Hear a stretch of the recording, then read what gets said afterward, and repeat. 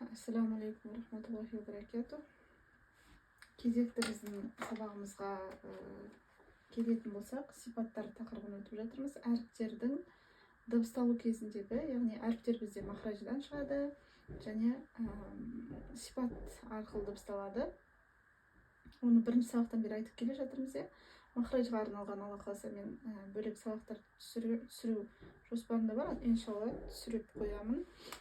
Оны да сіздермен бөлісетін боламын Алла қаласа. Енді сипаттың үшінші антонимі бар сипаттардан үшіншіге келген едік біз. Истиғла және истифаля деп аталады. Бисмилла. Истиғла. Оның қарама қарсы антонимі истифаля.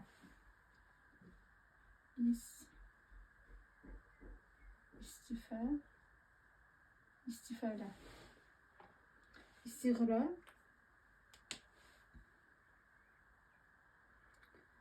Жалпы бұл екі біздің қарама қарсы мағынада антонимі бар сипаттарымыз. Бұл екі сипатта біз алдында өткен сипаттар біріншісі хамс пен жахр, одан кейін шидда, рахауа және ортасындағы бәйния дедік.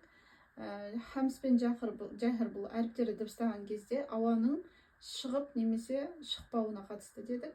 Ал жахр мен жаңағы рахауа бәйния шидда бұл бізде әріптерді дыбыстаған кездегі дауыстың созылыңқы, яғни ұзап шығуы, ақырын ғана шығу, орташа деңгейде шығу немесе өте үлкен деңгейде шығып тұруы. Осы нәрсені өттік, дауысқа қатысты дедік. Енді истиғла және истифаля бұл ауыз қуысындағы тілдің таңдайға қарай көтерілуі. Истиғла деген тілдің таңдайға қарай көтерілуі. Таңдайға көтерілуі. Тілдің таңдайға көтерілуі, таңдайға жақындап көтерілуі. Тілдің, яғни, мына қараңыз, мынау тіл болса, мына жақта бізде жұтқыншақ бар, шамамен салуға тырысайын. Тілдің ең жоғарғы жағы ғой, былайша айтқанда, жұтқыншаққа жақын жағы, мынау таңдай десек, сол таңдайға қарай көтерілуі. Мен сіздерге осы суреті бар, экранға көрсетіп қоюға тырысамын, иншалла. Сол тілдің таңдайға қарай көтерілуі және көтерілмеуі, соған қатысты жалпы бүгін біздің өтетін сипатымыз түсінікті, не өтетінімізді осылай түсіндіріп айтып өтсем болады жалпы. Истиғла, истифаля дегеніміз осы, яғни. Истиғла әріптері бізде жетеу. Истиғла 7 әріп бар. 7 бірдей әріп бар бізде истиғлаға қатысты. Біз білеміз, оларды жаттау үшін біз не істейміз? Белгілі бір текст арқылы жаттаймыз. Бір әріптен емес.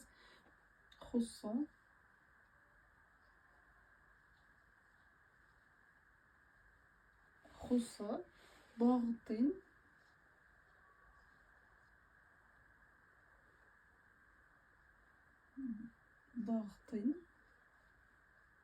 қиз,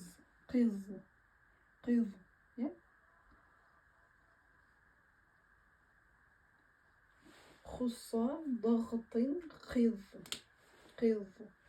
Яғни 7 әріп. Хо, сад, ба, ғайн, ға, та, қаф және ва әріпі екен. Енді истиғла осы болса, біз білеміз, одан қалған әріп 28, жалпы 28 әріп болса, 7-ен алып тастаса, қалған әріптер истифаляға кіреді. 21 әріп истифаля екен. Истиғла деген бұл тілдің таңдайға қарай, тілдің жоғары жағының таңдайға қарай көтерілуі болса, истифаля таңдайға қарай көтерілмей, яғни төмен кәдімгі қалыпты жағдайда шығуы,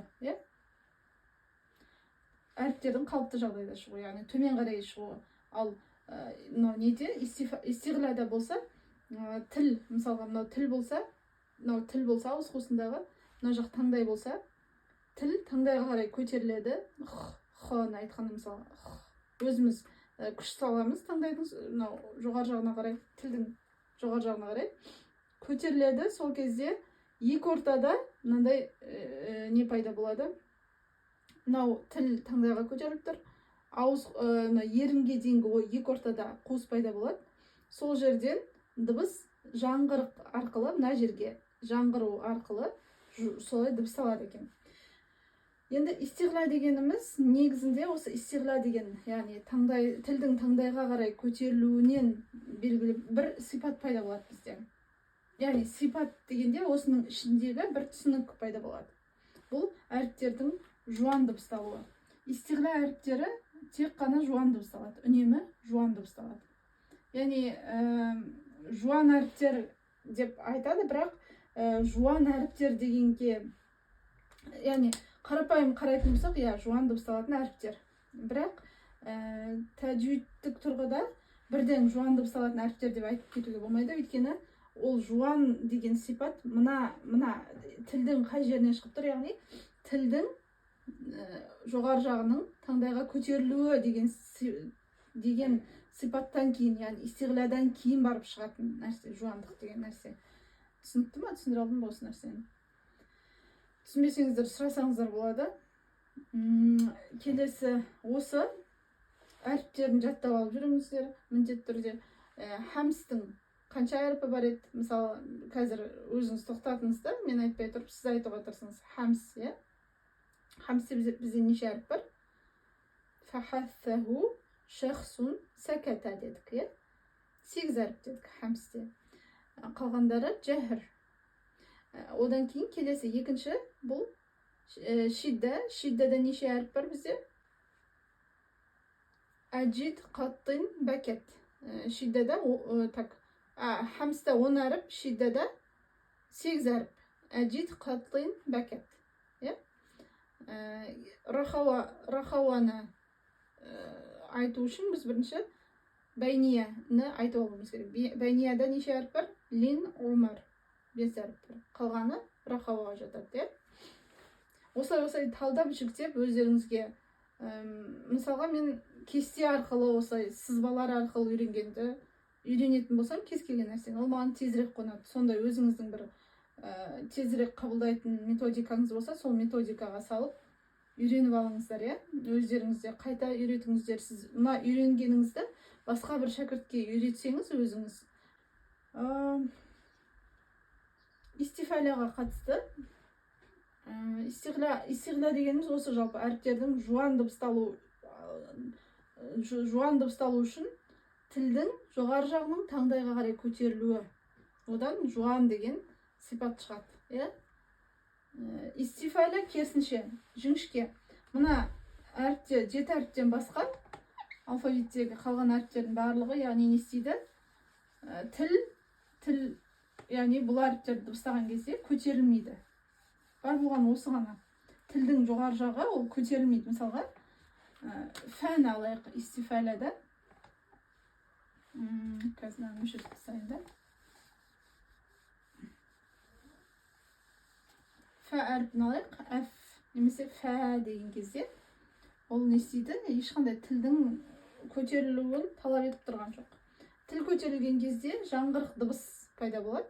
Сол жаңғырық дыбыс бізде жуан дыбыс болып естіледі. Енді истиғлаға қатысты тағы бір айта кететін нәрсе бар.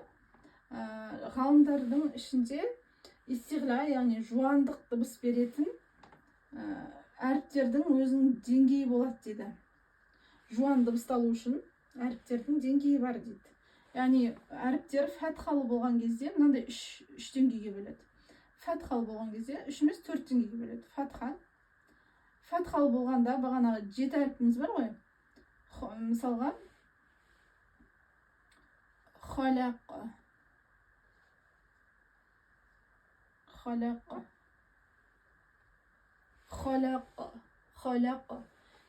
фәтхалы болған кезде осы 7 әріптің қайсысы, 7-інің қайсысы келсе де, фәтхалы болған кезде ең жоғарғы деңгейдегі жуан дыбысталады дейді. Ең жоғарғы нүктесі жуандықтың ең шыңына жетеді фәтхалы болған кезде. келесі шыңы орташа жуандықта болатын, ол даммалы болған кезде. Даммалы болған кезде. Құл. Қараңыздар, бұл жерде имам Ибн Жазари деген кісінің еңбегі бойынша біз алып жатырмыз. Тағы осы мәселеге қатысты, тағы имам Ибн Жазариден алдын өмір сүрген басқа бір ғалымымыз бар. Ол кісінің де өзінің осы жуан дыбыстауға қатысты өзінің пікірін айтып өткен. Ол да дұрыс. Басқа жерлерден кездестіріп қалып жатсаңыздар, ертең мысалы ұстаздардың оқығанда деген сияқты. Бірақ біз кіммен жүреміз? Имам Ибн Жазаридің айтқанымен жүреміз. Себебі ол кісінікі біраз жаңағыдай қолданыс өте жиі, өте көп қолданыста осы имам Ибн Жазаридің айтып өткені екен. Келесі үшіншісі бұл әріптердің қай бірі де сукунды келсе. Сукун. Иққара.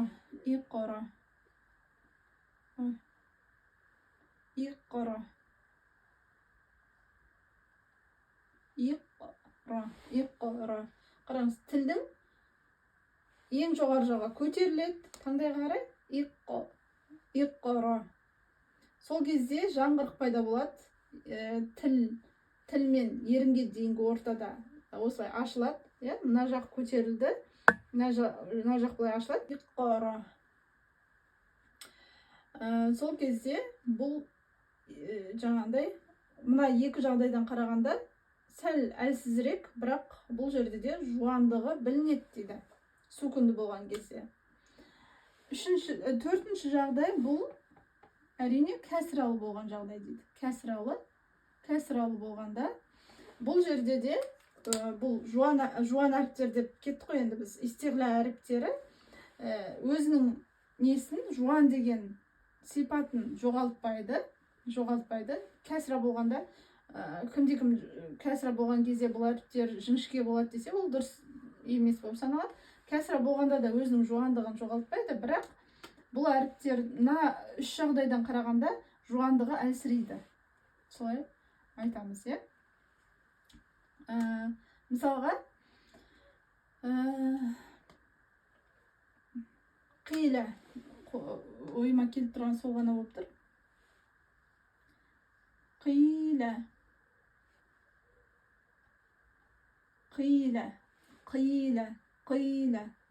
Бұл жерде де не істейді? Тіл, яғни тілдің жоғары жағы көтеріледі. Қийлә. Бірақ мына жағдайлардан, үш жағдайдан қарағанда сәл жуандығы бұл жағдайлардан төменірек келеді дейді. Осылай басқа истифәлі әріптері, ол қалған 21 әріп дедік, оларды дыбыстау негізінде қиын емес деп ойлаймын. Жалпы біз барлық сипаттарды өтіп алғаннан кейін жаңағыдай практикасын көрсетеміз. Бақара сүресінен бастап оқып, иншалла сол кезде мына нәрсені айтпақшы. Жуандық сипаты бұл бізде тәфхим деп аталады. Тәфхим. Осы нені естісеңіздер, тәфхим. Жуандық сипатты біз тәфхим дейміз. Ал мынау жіңішкелік сипатты ол тәрқиқ деп аталады. Тәрқиқ ол жіңішке. Жуан тәфхим. Енді мына жерде бір жайтты тағы айта өтеді екенмін. Қараңыз. Истифаляға қатысты, истифаляның әріптері 21 әріпі. Сол 21 әріптің ішінде қараңыз. 3 әріп бар. Әлиф, ра және ләм деген 3 әріп бар. Бұл 3 әріп бізде кей кезде өзінің белгілі бір тұстары бар. Негізі жіңішкеге жатып тұр ғой, истифаляға жатып тұр, бірақ жуан оқылатын кездері болады. үнемі жіңішке оқылады, яғни өте көп жағдайда жіңішке оқылады, өзі белгілі бір санаулы жағдайлары бар, жуан қалыпқа түсетін. Яғни тафхим болатын, тафхим болып оқылатын кездері болады екен. Бүгінше осы. Аллах тағала біздерді Құранды қатесіз оқыған Құрандарын жаттаған, сол бойынша оны түсінген, иншалла, соны өмірімізде қолданған, сондай құлдарынан етсін, иншалла. Ассаламу алейкум ва рахматуллахи ва баракатух.